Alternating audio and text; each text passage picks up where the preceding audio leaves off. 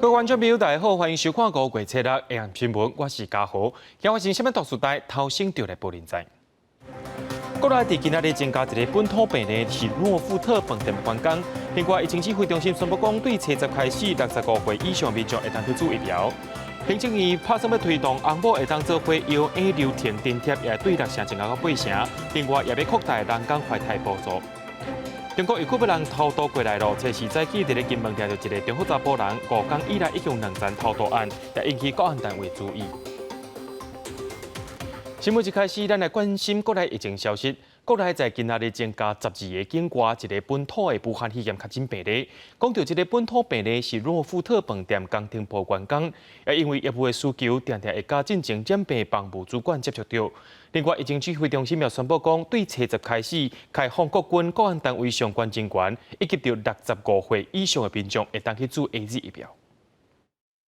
华航到罗富特群聚感染，搁新增加一个员工去围着。指挥中心宣布，暗号1174是台湾籍30多岁的男性，是罗富特工程部的员工。4月29清空计划去集中检疫所，迄天采检核酸检测甲血清抗体拢是阴性。5月初3开始出现脑后痛、发烧甲筋肉酸痛的症状，初时通报症状了后采检确诊。伊因为业务的需要，现在甲防务部有来去，而且甲暗号1120的防务男主管，甲暗号1129的女主管有密切接触。到目前为止，包括外包商做水电的甲员工，罗富特已经有6个人确诊。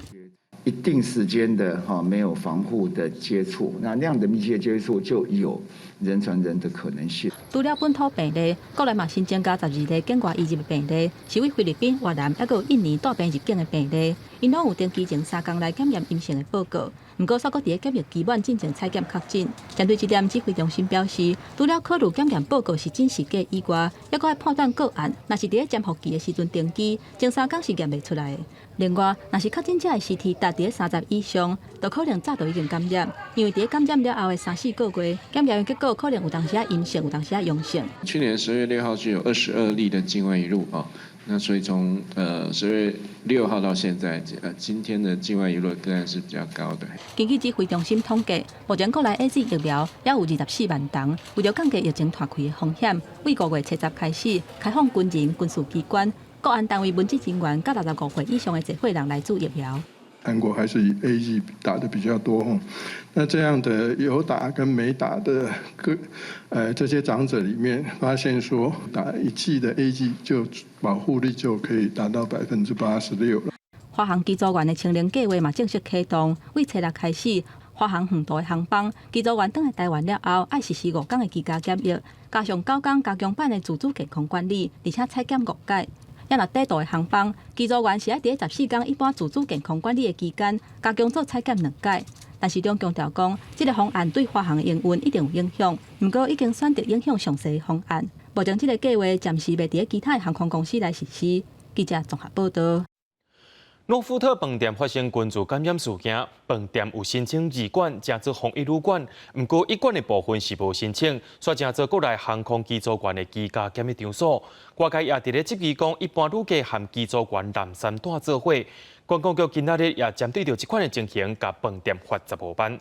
观光局表示讲，无申请就正做防疫旅馆，是袂当受居家检疫或者是居家隔离的民众。根据疫情指挥中心所提供的疫调资料，以及着桃园市政府今仔日所提供的资料，诺富特饭店确实是使用一般身份的旅馆来正做机组人员的检疫场所，造成机组人员、员工以及着家属遐尼侪人感染，已经影响着公共防疫卫生。依照着观光条例，甲饭店发15班。讲到咱台湾本土疫情搁再行起来咯，加上这礼拜就是母亲节啦。总统蔡英文特别去到疫情指挥中心视察，也要提醒民众讲，着要提高警觉，做好防疫。台北市副市长黄珊珊表示，因为目前无出现传播感染源的本土病例，暂时无必甲防疫升级。另外，新北市长侯友宜也呼吁市民，讲这个母亲节若想要去到宗教机构看视大人，建议会当用视讯来代替。华航机组员到罗富特饭店群聚感染的风波是愈来愈大，到今已经有29个人确诊。初6下晡，总统蔡英文专工去指挥中心视察，伊呼吁民众做疫苗的人若愈多，台湾就愈安全。母亲节就特别到啊，伊提醒大家都要提高警觉。多个案例的活动的足迹是分布在不同的县市啊，那中央地方都要提高警觉，面对母亲节的假期啊，我们一定要小心再小心。台湾本土疫情也悬，确诊者的行踪是双北都有，加上母亲节的假期，台北市的防疫措施敢会升级？台北市副市长黄珊珊讲，因为目前并无出现不明感染源的本土案例，所以无考虑升级。不过会先调整公有的场所，限制人数来应应这波疫情。目前还没有宣布已经出现了不明原因的本土案例，所以目前为止还没有达到原来我们按照中央标准所定的 SOP 的第一阶段。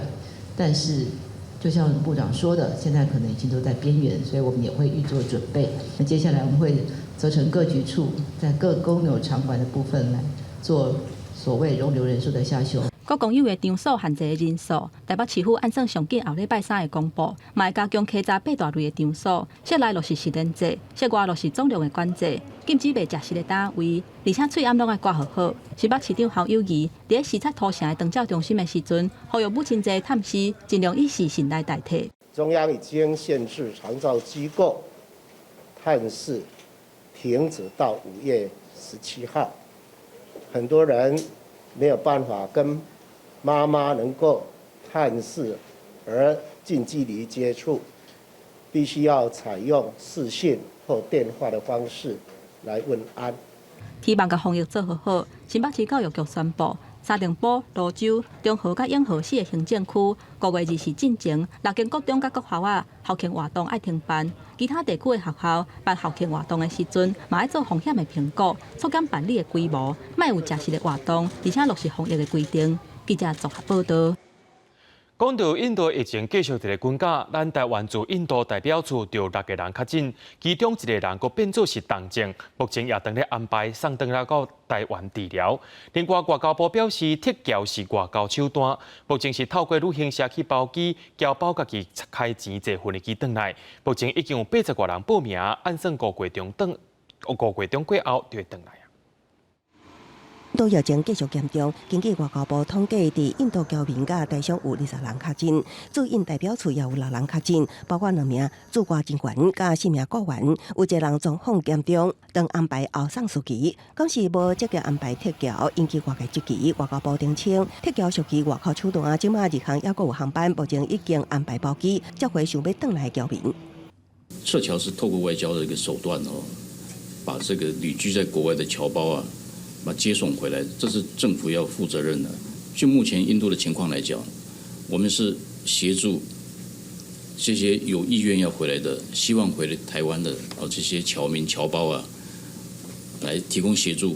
外交部表示，由旅行社协调自印度返台的包机已经80多人报名。记者实际询问，伫印度的台商，因为印度首都德里即马是疫情的重灾区，若讲伫印度南部的侨民也是台商想要前往坐包机，也会烦恼伫途中有感染的风险，有部分人士也在考虑。感染度比较高的这种状况，也会考虑说留在当地。所以呢所以这次不过这次是因为比较特别严重，所以我觉得也是要经过代表处最后统计出来的数字，才会知道说这次侨胞的意愿。那只要将这个专机航班谈妥，那就会协助他返国就医。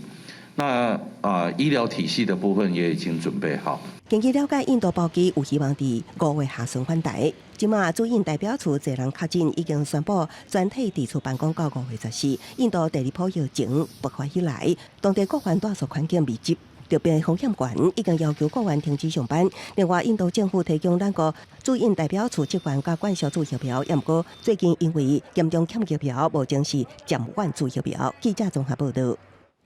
根据到美国的资料显示，讲咱台湾是全世界生囝率上高的国家。行政院今仔日也宣布生育的福利，未来翁仔某拢会当做伙请育婴假甲育婴留停的津贴，津贴也对6成增加到8成。另外，产检的假期也有增加，扩大人工怀胎补助，也是对7月初1就要开始实行啊。为挽救国内增加生育率，母亲节进前送大礼，行政院提出政策力度，增加生育补助。行政长苏贞昌定案，7月初1正式实施。怀孕的安心生，然后到生出来的育婴，到育儿，那么这整个阶段0到6岁，那以前我们都只讲0到6岁，现在我们是0之前也要来。过去父母应同时请育婴假，未来应同时申请，同时各应请领育婴停留津贴。育婴停留津贴也为原本投保薪水的6成提悬到8成，产检补助次数也为原本的10摆提悬做14摆，可增加替因糖尿病体检甲并会检验，降低无因并发症风险。同时增加2摆一般超音波，有薪水的产检假也为5天增加做7天，也扩大补助不孕症器官医啊，中价收入户维持上限15万，非中价收入户第一摆申请，每一摆上限10万，各一摆申请上限16万，有估每一年应帮助2.3万到2.8万对翁某。以每胎来计算的话呢，就是最高40岁以下就是6次，好，那未满45岁的就3次。行政释出大力度要增加国内生育率，但不过立法人民认为效果有限。内容大部分都是集中在针对学龄前幼儿家长的一些这样的一个支持或是好康优惠哦。那这个部分的力道，可能第一个它不够强壮到，可能只能达到减轻育儿负担，但没有办法达到鼓励更多的国人生育的效果。立法人民认为，生育补助不应该只限制伫囡仔6岁进前的补助，公共化托育、育儿优先执场甲主体政策也爱斗阵考虑。记者综合报道。有一对同性的情伴，一个是台湾人，一个是澳洲人。因伫咧2019年去到户政事务所要登记结婚的时阵，却去控拒绝，落尾去拍官司。台北高等法院今仔日也宣判讲，撤销拒绝登记的处分，也就是讲户政单位就要允准因来登记结婚。不过合议庭也强调讲，这世界的判决只是一个个案而已。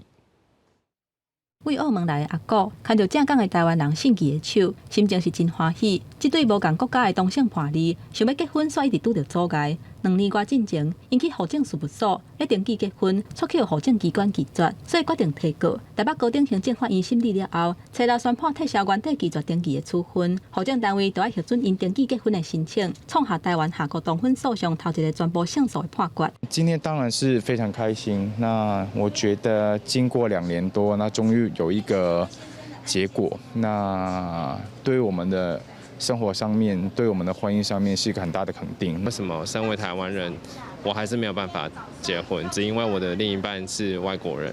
阿姑放弃澳门的工课，来台湾含信期，毋但做伙创业，搁带钢筋，生活拢做伙。因认为因的日子就甲婚姻的生活同款。2个人的委任律师主张讲，以涉外民事法律适用法的第6条反对原则。阿姑正做澳门的公民，应该以澳门的民法来做判断的标准。不过，澳门的婚姻关系是以当事人主要住的所在为条件，所以下用台湾同性婚姻专法。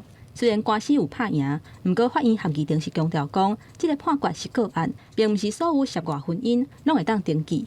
跟内政部、法务部跟司法院的解释都不一样，那这个可不可以推翻现在的法令规范，我们还不晓得。这个案件要等到我们整个判决书决定以后，我们会跟上级针对整个司法性再研究，要看再决定要不要做上诉处理。针对这个结果，户政事务所表示，要是有疑虑，无排除会搁上诉。也若司法院在今年2月底是通过涉外民事法律适用法第46条的修正草案，予台湾的民众和对方国家无承认同性婚姻的外国人结婚了后，在台湾买当互承认。目前这个草案已经送去立法院审议。记者综合报道。讲到南投的玻璃，若准备用水，一直拢是使用地下水。不过最近去换地下水也是愈来愈少。自来水公司也决定讲，对初一开始要扩大省水措施，会分区轮流减少水压，希望会当挡到黄山啊雨来季节。民众饲几啊个传统式的地下水泵。不过，不管安怎饲，都是无水流出来。伫咧玻璃顶比贝里的五港泉是真有名，原本当年拢有涌泉，不过为旧年开始受到酷寒影响，地下水愈来愈少。原本会当互民众浸脚体凉的所在，即马连一滴水嘛无。当地居民几啊十年来头一遍遇到这款状况，都没有下雨，所以相对它的水位就比较低。然后我们现在压是没有办法压到水的，就是完全缺水的状态。一般来说，我们这边它这口井会自然涌泉，就当水量够的时候。玻璃顶因为有真丰富的地下水源，所以长久以来无需要靠雾社、日月潭2个水库供水。当地用水井吸地下水，就会当提供全玻璃镇3万外户使用。不过水情真严重，为3月中，全镇已经开始按时减压供水，因为水情一直无乐观。台水公司决定为5月7日开始，要分区轮流专工减压供水。我们会依照水情的状况还有部分高地区跟管末端的用户那边的水压部分来做一些微调。你若讲无做水塔的这就一定到时阵啊巅峰的时阵伊全了供水的时阵伊的水源就无法度送到遐。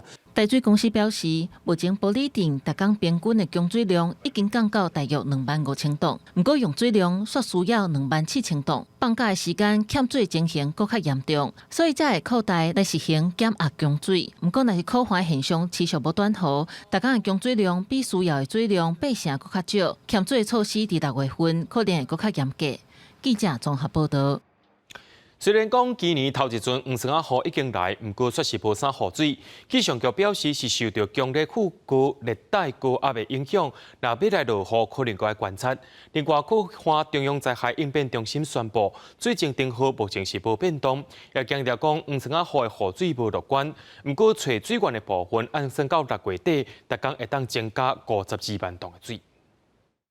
今年这个高压的强度还有它的位置，真的对它的影响会比较大一点。指气象分图讲，台湾周边副热带高压停真久，时间有半年，而且愈来愈强的现象。原本希望黄山河永久欠水，不过即马河副热带高压阻挡，国内水情阁增加变数，应带来偌济雨量，爱阁观察。有2股力量呢，一个是这个高压偏强，事实上这个热带扰动也相对蛮活跃的，高压在台湾上空会影响我们这边的降雨，是有抑制降雨的作用。气象局表示，初6、初7两天，东北部地区有局部短暂雨，初7中昼过后，大台北地区可能有局部短暂阵雨。另外，现在中央灾害应变中心礼拜四下晡开跨部会议，外界关心黄山雨是不是为中部解除限水，甲水情紧张的桃园新竹高雄是不是进入限水？经济部长王美花讲，目前水情天候维持不变。我们5、6月份的这个降雨的情形呢偏少。到正常的情形，不能掉以轻心。那我们的水情灯号，目前不会变动。最近有方面经过，不过全台主要水库抽水率偏低。目前除了新山翡翠水库有达到8成以外，石门一月潭水库、南华水库拢比4成较低，甚至不到2成。埔子水库、永湖山、德基、闸门水库、全台9个水库抽水率无到1成。不过控限指点连计划成效袂歹，不止工业生水率达标，原本有高，每天增加16.8万吨的水，最近找到更较侪水源。已经增加了37.55万吨的这个水量。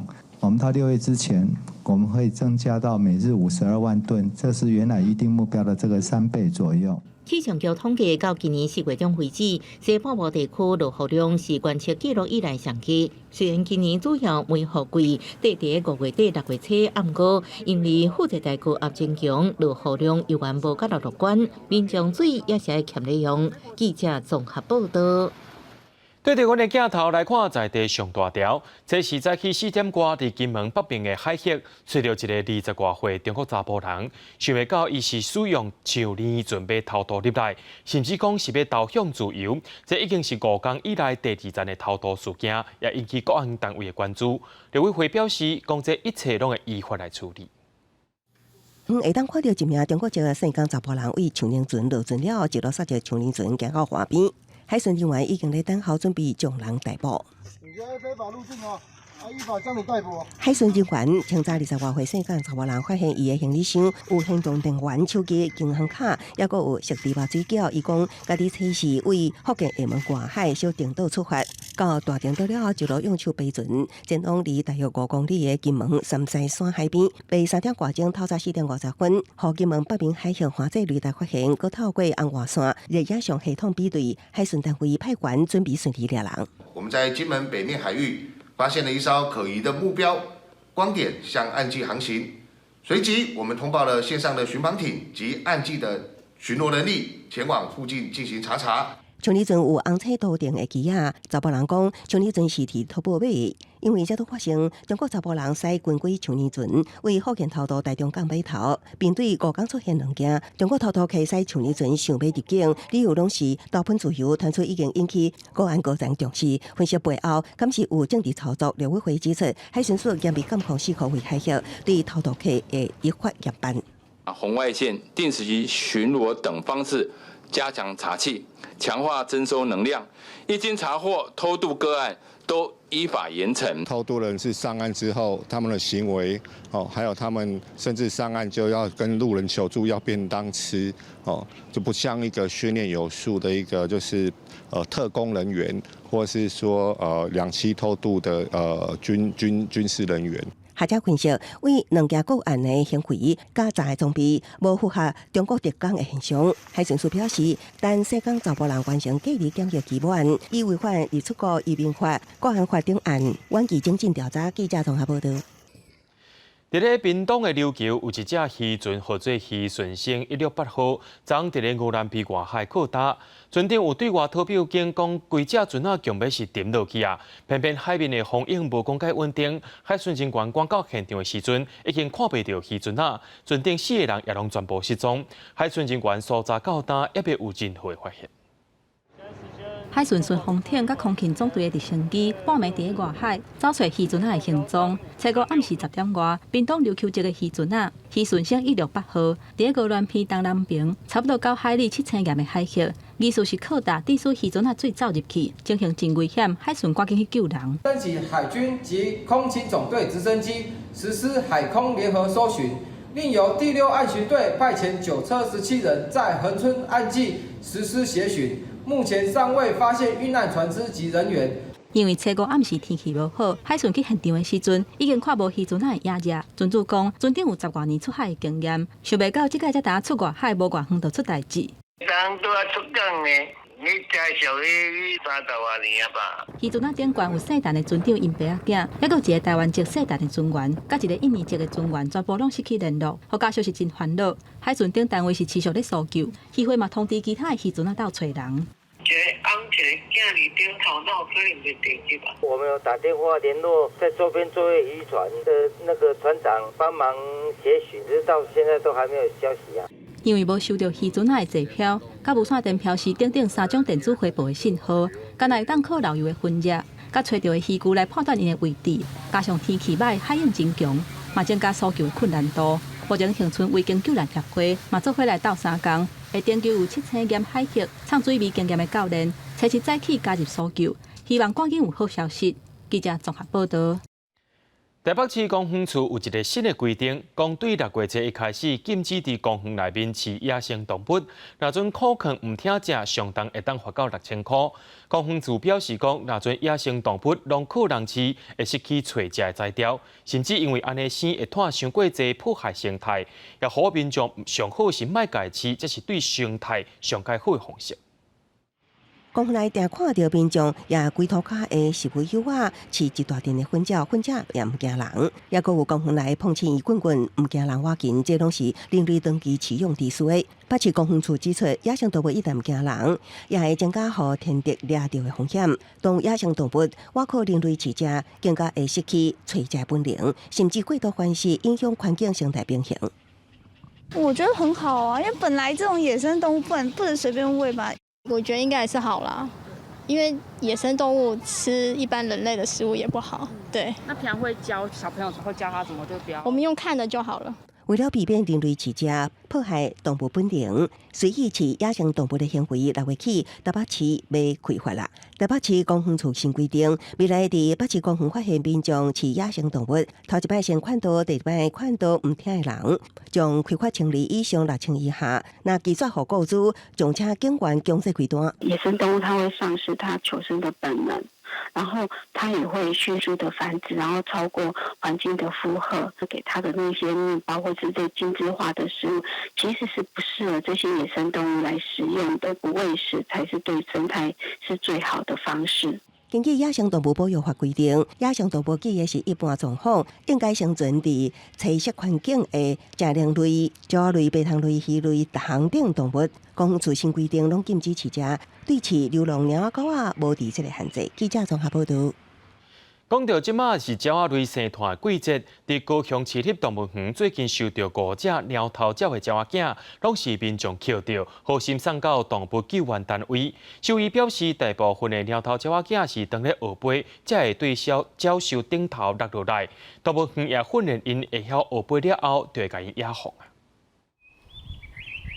鸟仔笼内底2只猫头鸟仔囝当咧晒日，毋过看着镜头有淡薄仔紧张，因是1个多月前，互民众捡到，才送来动物园。甲因同款，互人送来遮的，阁有另外3只，拢是还袂晓飞的猫头鸟仔囝。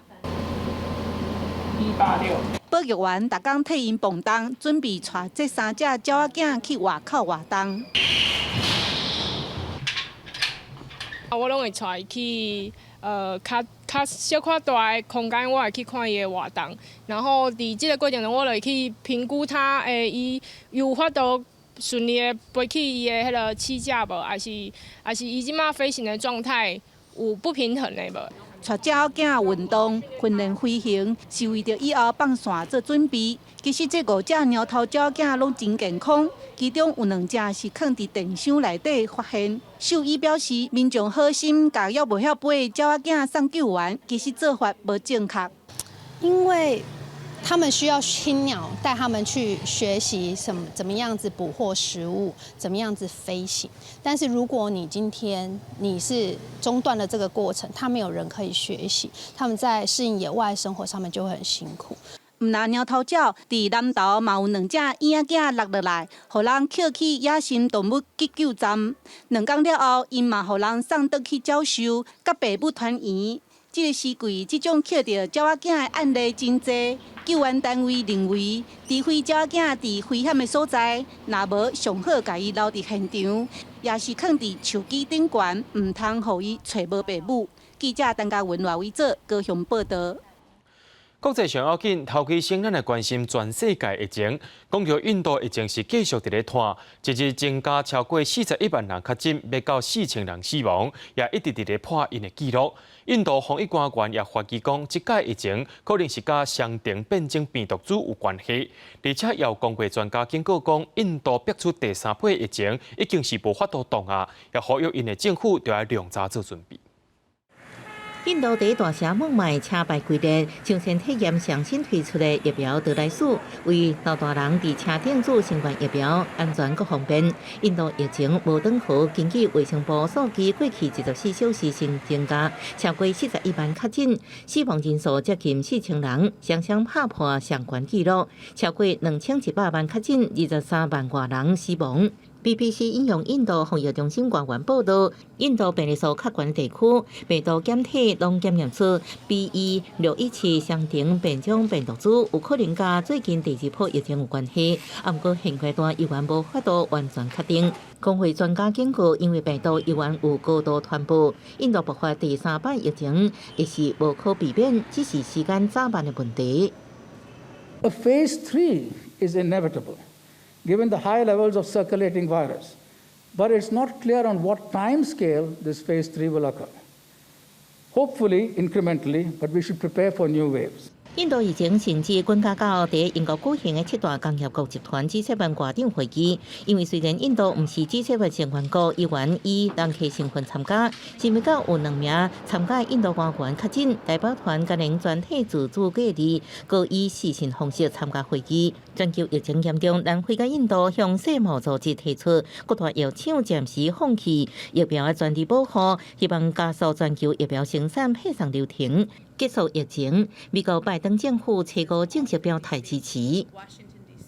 We take intellectual property incredibly seriously. We also, though, are in the midst of a historic global pandemic, which requires a range of creative solutions, and we're looking at it through that prism. 国际制药生产联盟表达失望，发声明表示，这举动对药厂生产更较侪疫苗无帮助，应该专心伫处理消毒贸易障碍，甲疫苗原物料欠缺的问题。美国国内也有反对的观点认为，迄边新冠疫苗专利保护人工市场研发技术让予中国甲俄罗斯。公司新闻林浩如评析。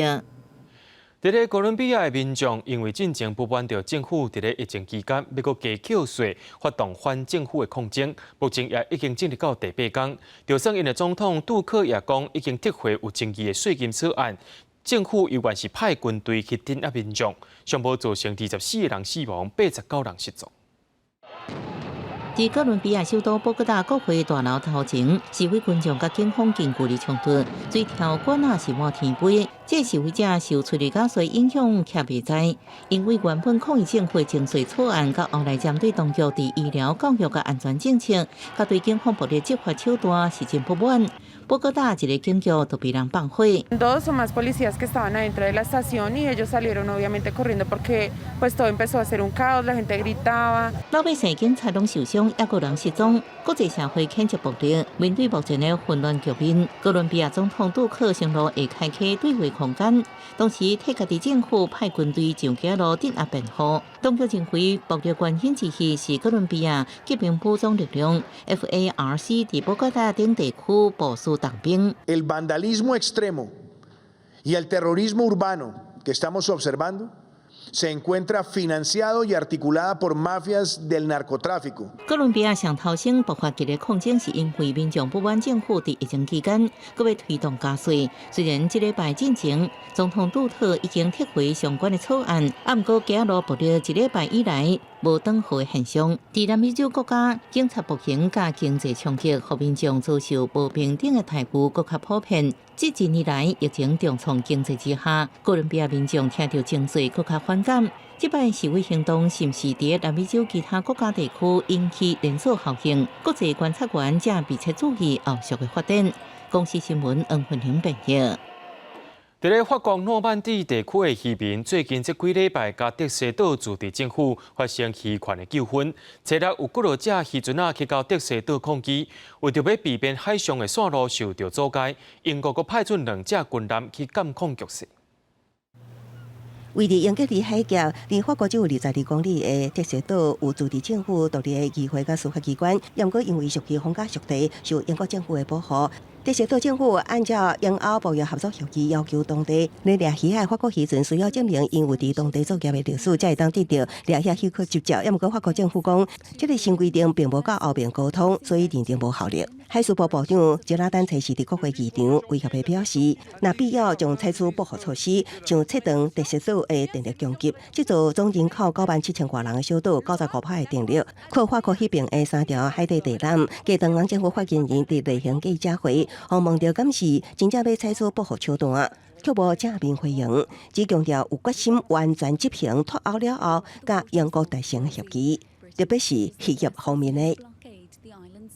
Il y a une détermination absolue à faire respecter l'accord que nous avons conclu avec les Britanniques et que nous continuerons à tout mettre en œuvre pour faire respecter cet accord. Donc les rétorsions sont possibles. Je n'ai pas d'informations sur ce sujet-là, donc je ne commente pas ce sujet-là spécifiquement. 法国诺曼底的渔民找到浮钓8只渔船前往德西岛抗议，引起当地嘅10号的关注。英国首相强心采购透过声明指出，德西岛取回的事宜完全由当地政府自行管理，不过伊坚决支持因的决定。任何阻断海路的行为是无合理的。将派2只海军巡逻舰前往监控局势，佮强调上要紧的是缓解双方之间的紧张局势。公司新闻王慧文编译。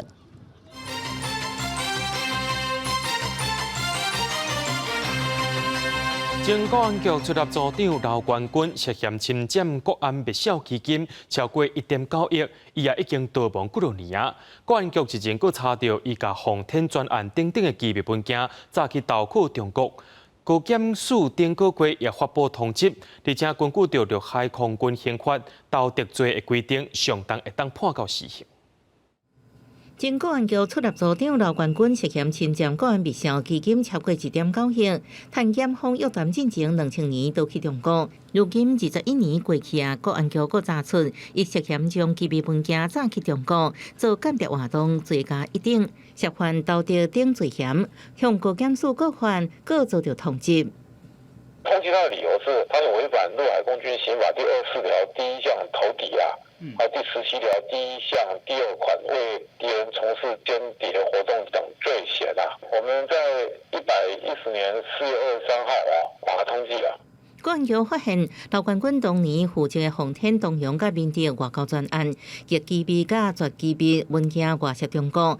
浮水现代号也是刘冠军办公室的专属影印机。国安局认定，伊已经影响情报工作，危害国家安全，根据陆海空军刑法的盗窃罪，相当应处死刑。检方阁查出，伊真侪年前，好亲像利用这钱投资500张的台积电股票甲不动产，所以伫3月中已经向法院申请没收，确实以现代估算将近2亿。同款被指控叛逃盗窃的军官，受到高度注意的，也有金门防卫司令部马山连前连长林月虎。我是作为一个中国人回到大陆来。伊是伫1979年做连长期间，炸军籍等相关资料为金门游行到厦门投共，即嘛是中国全国政协常委，甚至做过世界银行前首席经济学家。伊捌真侪办法会要当台湾制作，因为盗窃罪被通缉，迟迟无行动。检方佫认定伊是继续犯无追诉期，继续通缉当中。记者综合报道。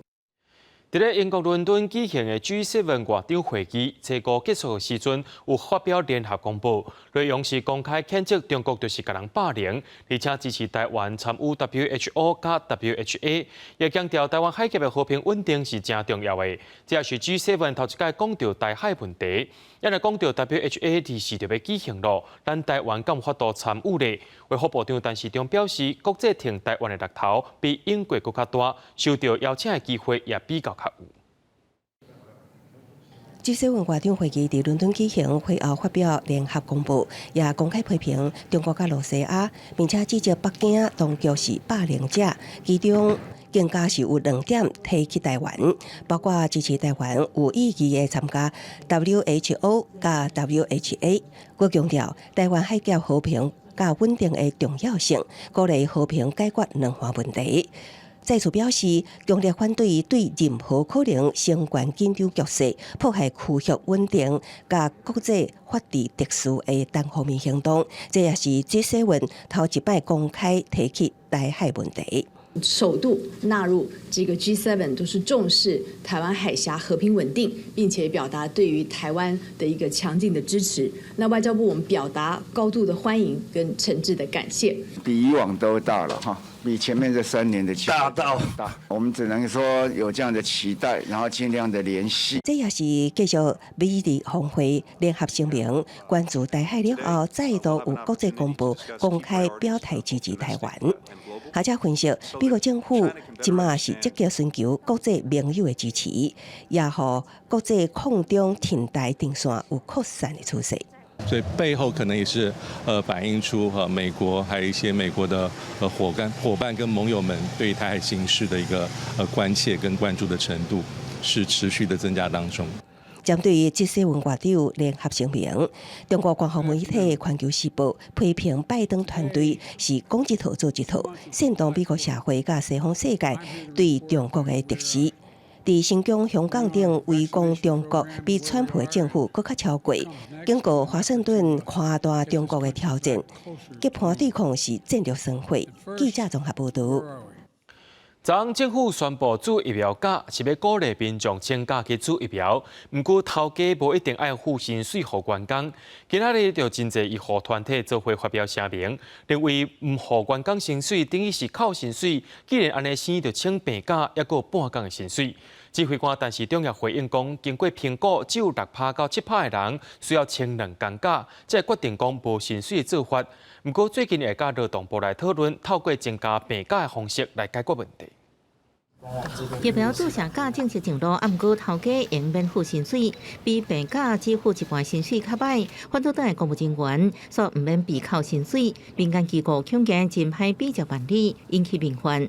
指挥官陈时中回应，爱政府全面补助也是一大笔的钱，并无编列相关预算，而且也毋是所有人拢会请到假。不过最近会甲劳动部讨论，透过增加病假的方式减轻头家负担。不增加大家的负担的情况下，那把病假天数，就是可以外加了。劳动部再来讨论一下这样的可行性。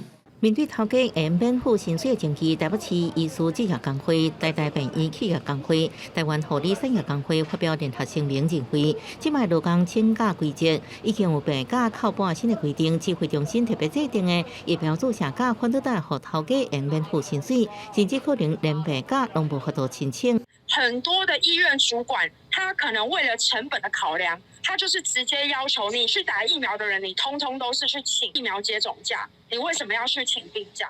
指挥中心颁布疫苗注射假，头家应免付薪水，按过规定免扣考绩甲影响全勤。另外，劳基法规定，一年内假使无超过劳工病假天数30天，头家拢要付病假一半薪水。台大病院佫较好，直接有恢复假，而且有薪水，未影响考绩。本来身体不舒服就可以请病假，雇主应该要给予。至于是不是要再衍生一个所谓的注射疫苗假，个人并没有非常赞成。甲世界各国比，目前日本、英国也伫研究推动有薪水的注射假。美国是纽约州先实施，带薪假8点钟开始出现副作用，建议增加假期。南韩是伫4月初1实施疫苗无息假，有2天假未扣薪水。但市长表示，经过评估，只有600到700的人有请2天假的需求，才决定保留春秋无薪水。不过也希望头家体谅，因发薪水佫较好，请病假免影响考绩。记者综合报道。学生囡仔伫学校的营养午餐，过去捌因为菜色无够营养等等的问题引起争议。有几多个民间团体参立委伫咧七日召开记者会，因对外公布成立学园供餐法的推动平台，希望供餐要有法律的保障，对源头管理实在，资讯也着爱公开，也爱甲行政警察权立法，保障校园食食的安全。推动学校供餐法，推动学校供餐法。第一步民生版本基地院。学校营养午餐的菜色敢有够营养，是家长关心的代志。即马民间团体成立平台，杀出第一个民间版本的学校供餐法，明定主管机关爱伫学校设专职的供餐委员会，佮爱甲行政警察权立法来保障校园饮食的安全。让各级的主管机关都有权去做检查、去做监督，你不能拒绝，不能隐匿。如果你拒绝或隐匿的话，我们有罚则的规定。如果我们没有中央层级的法源的话，每次到地方的选举的时候，学校午餐就变成一个政治人物开支票、撒钱的这个乱象不会解除。另外，民间团体嘛反映，即马有专职营养师的高中小，敢若占17%，应该要提升比率。现场嘛用日本、韩国学生用的餐盘，甲台湾的大碗公来比较，认为台湾学生根本看无食物，安怎是平均？过来学校的中昼顿时间嘛伤短，应该要延长。其实我每次看到那孩子吃饭，就是囫囵吞枣，全部就这样子一口吞进去。那大部分很多小孩子他吞不进去，他就把它丢掉了。我们希望这个时间真的能够让它更长一点，让孩子们真正能够知道我今天吃的到底是什么食物，对我的身体有什么好处。亲像食材来源、成本公开透明、供餐无受区域限制等等的改变，拢伫即个民间版的学校供餐法内底。参加记者会立委范云嘛表达肯定，表示会监督立法院赶紧来摆审，希望伫明年母亲节之前通完成立法。记者陈雅文、徐凯台北报道。讲到咱台湾即马是自由民主的社会，不过过去有真侪限制，是咱现代人无法度体会。70多年前，头一批政治犯去放送到立道馆，有不少政治犯也因为安尼生家庭来破碎。国家人权博物馆今年举办立道人权艺术季，以礼赞和监禁为主题，邀请国内外19位创作者用文学、影片、艺术品来回应立道家的过去和现处史。一幕一幕闪过的画面，反映白色恐怖时期火烧岛种种的模样。绿岛人权艺术季今年第3年举办，主题叫“假使绿岛是一物件”。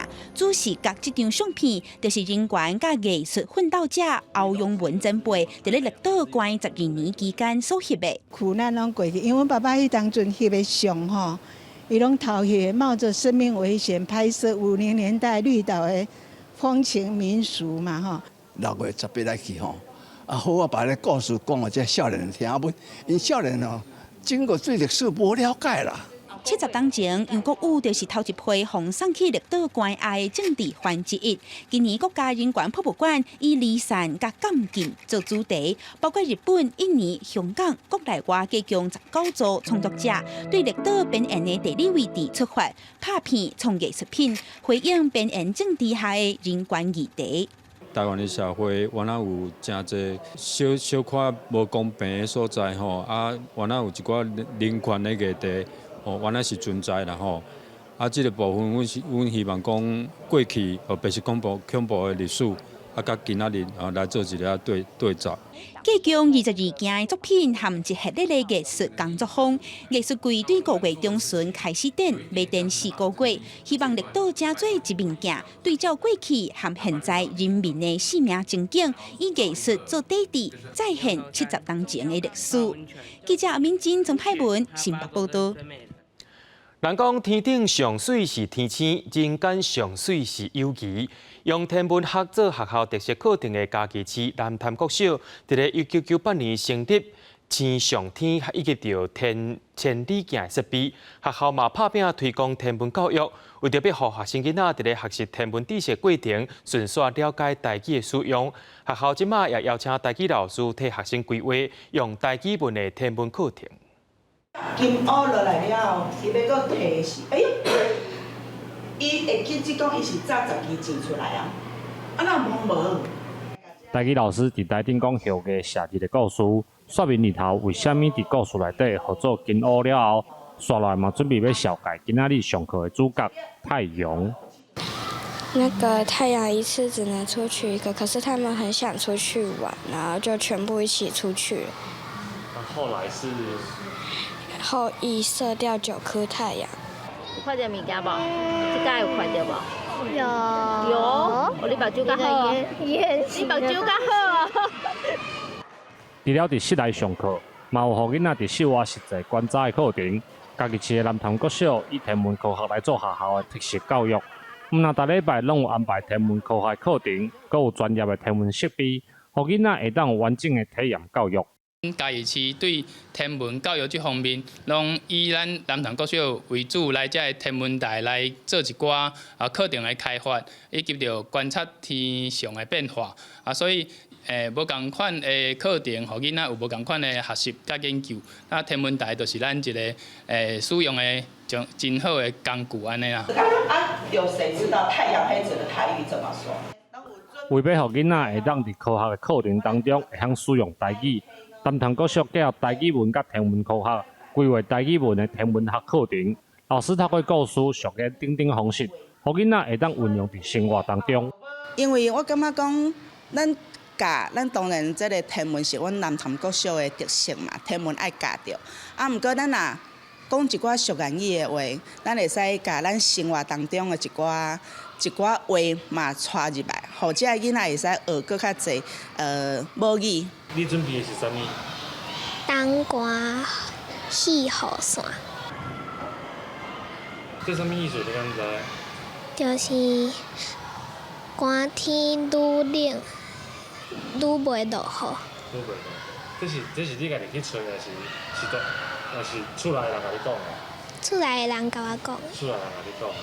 学校指出，科学教育甲传统母语的结合，除了是互囡仔会当学台语，搁较侪部分，嘛是希望透过台语的传播，互天文科学知识会当增加囡仔甲时代的交流。透过台语文的这个美丽的讲法，会当互咱的社会大众毋但是咱的囡仔，拢会当熟悉到天文的美丽来介意到天文这个知识。老师表示，天文科学课程主要拢是西方的科学知识，内底有真侪专有的名词，字典无一定找得到。不过学校强调，就是因为这款情形，才愈要来推广台语学天文，互相关台语文的使用会当愈来愈齐全。记者林慧婷家己报道。互人叫做科学罕药之父的柯宏源，伫咧1953年开始收藏台湾的艺术作品，一直到伊过身进前，拢总收藏600多件。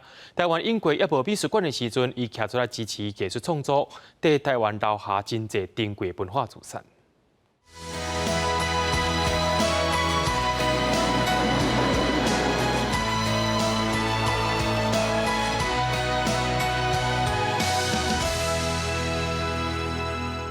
1917年，伫中华和美出世的柯宏源，毋但伫中药现代化付出真大贡献，伊伫在生进前嘛收藏侪侪艺术作品。1953年买的头一幅图，就是廖继春的画。后来因为谢理发写的一本册《日本时代台湾美术运动史》，牵起两人熟识缘分。伊真客气，他这边记录我会记真清楚。伊就甲我介绍，自我介绍，人来介绍，我摕一本我的册互看，伊讲这本册后摆伊想讲要用这个册内底所写的，伊就要买安尼啦。两个人伫美国初见面，后来透过批信分享收藏画作的各种意见。伫1979年开始有系统收藏大量的画。除了台湾的老画家，也收藏各族群的创作。但是后来阮收起物件，毋是惊咱的老画家，真多对大陆来的这老画家，一收想收啊，所以伫伊的心中无这族群的问题，无这啥本省人外省人的问题，所有伫这个台湾这个都市直接活动的人，伊总收。柯宏源为画家、艺农、收藏家等等的所在找出艺术品。味道真阿萨哩。柯宏源先生拄啊伫咱这4楼遐啦来我遮看看就随买去佫另外真侪张有诶是伫画廊买啦，有诶伫阮弟弟我伫洛杉矶有一个美术馆，伊可能去阮弟弟遐佫买过安尼。毋捌共开过一角银，毋捌卖过一张图。所有的人写互伊的这批全部保存甲会使讲真完整，一个有心的人，一个以台湾替台湾来留文化资产的一个真伟大的一个人格者。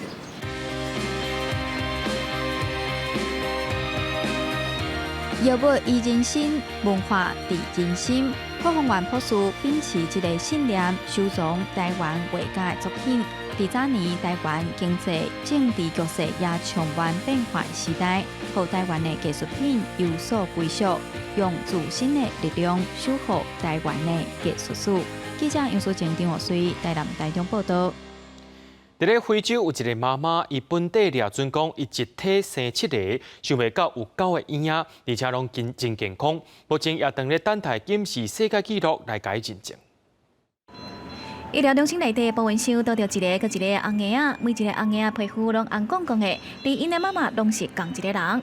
这个所在是摩洛哥上大的城市卡萨布兰卡的一间诊所，测试才达完成一个为非洲国家马里来的有新的负责人的破目生囝。因为这名负责人之前有检验过，发现是7生仔，在医疗资源无够之下，才有心25礼拜就带入去诊所，一直到30礼拜开始出现了阵痛，让医生决定甲负责人破目生囝。داكور باش يقدروا الوليدات يخرجوا شي شويه. البارح جاها المخاض وداك الشيء دونك قرر الطاقم الطبي باش يدير العمليه قيصريه لها. هذه العمليه قيصريه تكلات بالولاده ديال 9 توائم 5 بنات و4 ذكور。原本就是这一体会生出7个红婴仔，无想到煞有9个红婴仔，和25岁产妇妈妈西施甲医护人员拢有惊到。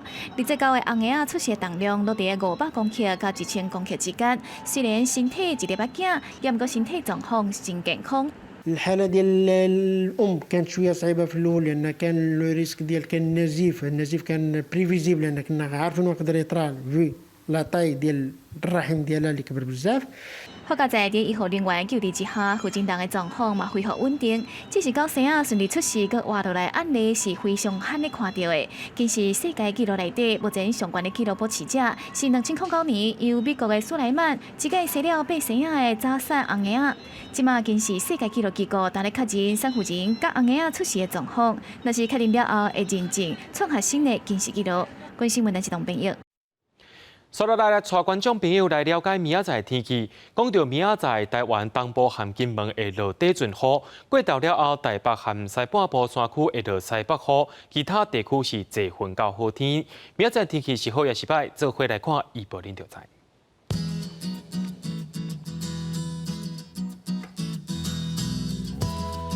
北部地区对22度到31度。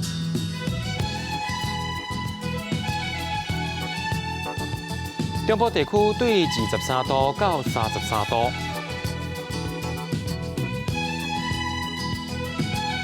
南部地区对24度到34度，东部地区对23度到30度。咱来看外岛地区，对19度到28度。还有未来3天气象。